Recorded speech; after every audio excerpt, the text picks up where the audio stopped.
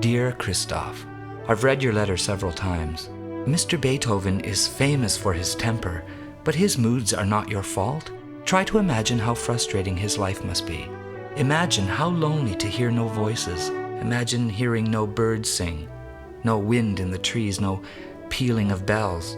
Imagine he hears no music, not even his own. So, Mr. Beethoven has a great temper. How could he not?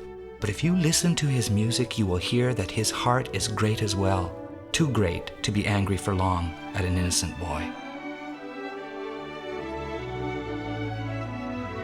Dear Uncle, Mr. Beethoven has forgotten the incident with the papers. He squeezed my shoulder in a friendly way when he passed me in the hall this afternoon.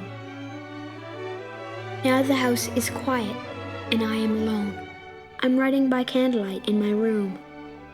The concert is tomorrow night, and so of course I cannot sleep. I think of Mr. Beethoven alone upstairs. I have not heard him stir for quite some time. I wonder what he's thinking about. Perhaps he is hearing something beautiful in his head.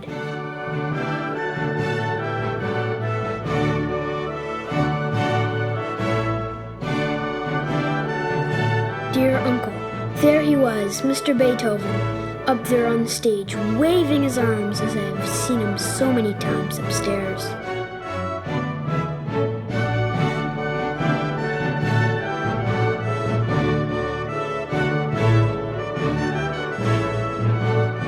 And there were the singers. I had seen them so many times too, tramping up and down our stairs.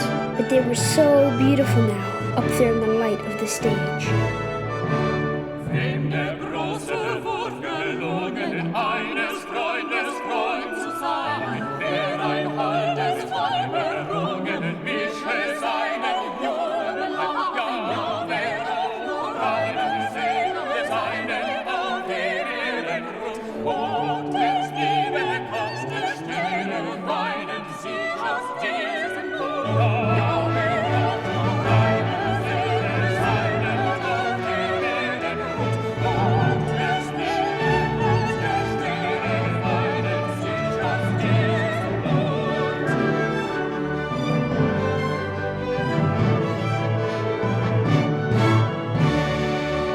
It was hours long, but the concert seemed over before it started.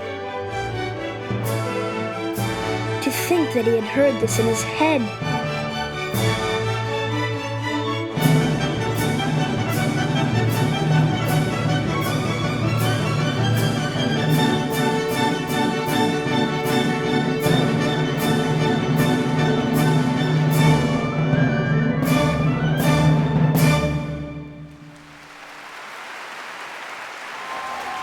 All of us were standing and cheering and clapping and waving scarves and shouting and trying to make Mr. Beethoven hear us.